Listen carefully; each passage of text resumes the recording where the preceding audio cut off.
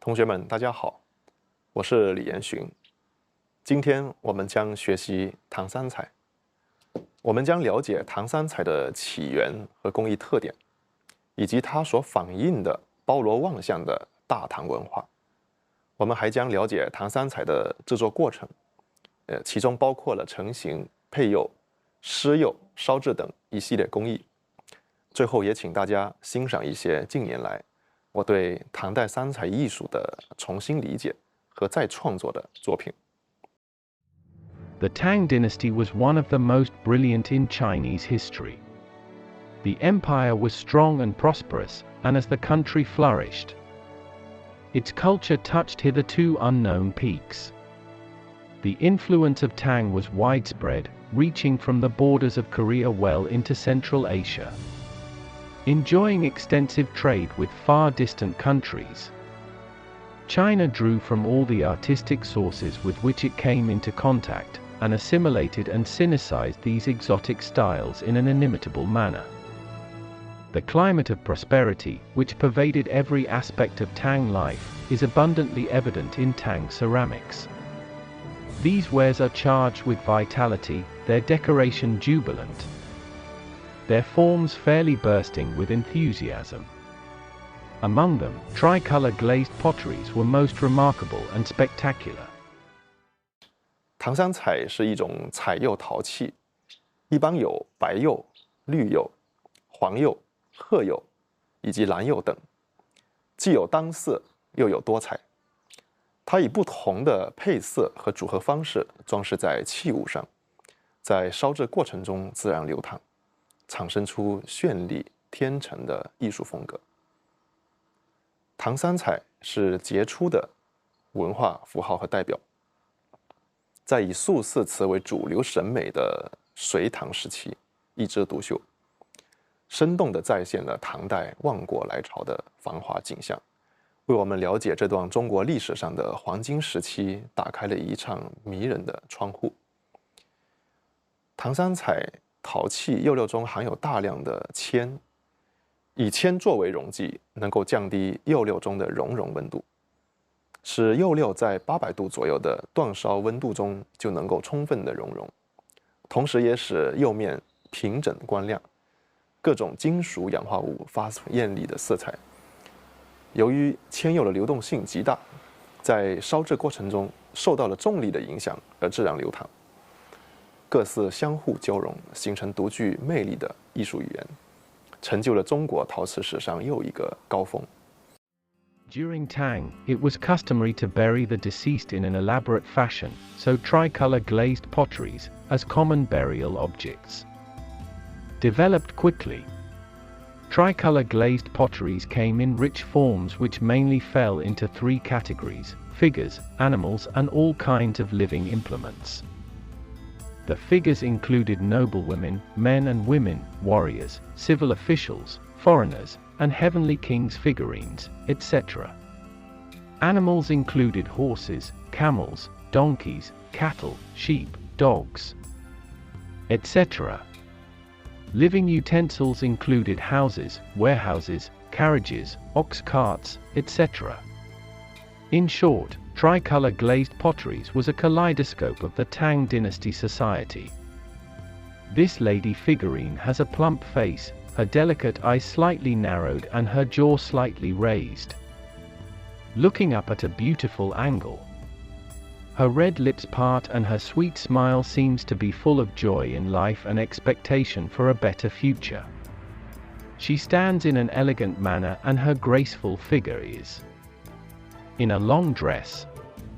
The light and thin dress is perfectly integrated with her plump body, which does not make her look fat at all.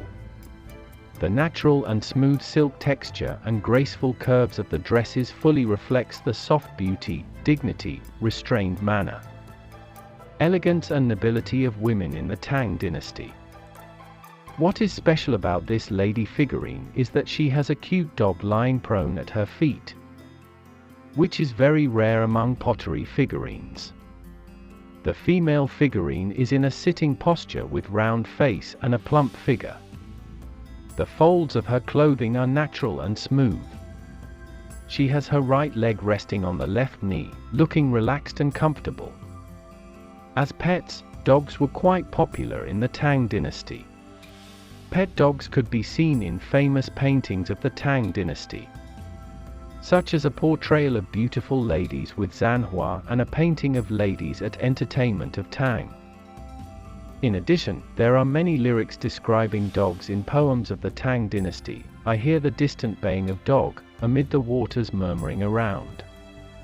I see the peach flowers bearing crystal rain, in the Taoist of Daitian mountain by Li Bai, and my old dog, delighted at my return, hovered around at my feet, in thatched cottage by Du Fu. Almost all the female figurines of Tang tricolor glazed potteries are plump because females of Tang favor such a figure. There are several reasons for it. First of all, the rulers of the Tang dynasty had some Xianbei descent, an ethnic minority of Tang in North China, and naturally inherited such an aesthetic tradition. Nomadic minority people in the Chinese northern steppe were different from the Han people in terms of customs and aesthetics. An obvious example was that women regarded fitness as beauty because a robust body was desirable for nomadic life.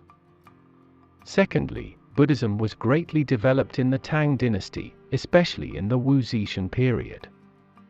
Bodhisattva statues in Buddhism are all plump and graceful, which are closely related with social situation at that time. This also had a great influence on the aesthetic consciousness of Tang women. Finally, a strong national strength and a prosperous economy of the Tang dynasty provided a material basis for the aesthetics of people who lived and worked in peace and contentment. The aesthetic style of the Tang dynasty also exerted an imperceptibly influence on the neighboring Japan. The kimono and traditional architecture of Japan revealed obvious characteristics of the Tang dynasty. The representative animal potteries included camel and horse. This camel stands on a rectangular base with strong limbs and an upturned head and neck. There are 4 figures sitting on either side playing instruments and 1 figure dancing in the middle. The pottery sculpture reflects a picture of mixed nationalities living in Chang'an, an international city then, including foreign merchants from the West, students from Korea and Japanese scholars. Of all of the animal figures, the most remarkable are the horses. People's fondness for horses in the Tang dynasty are frequently seen in Tang poetry and paintings. Images of horses are also found in potteries, tricolor sculptures and stone carving art in delicate forms. These works have a very close connection to the ruling class of Tang who rise to power with significant help from horses.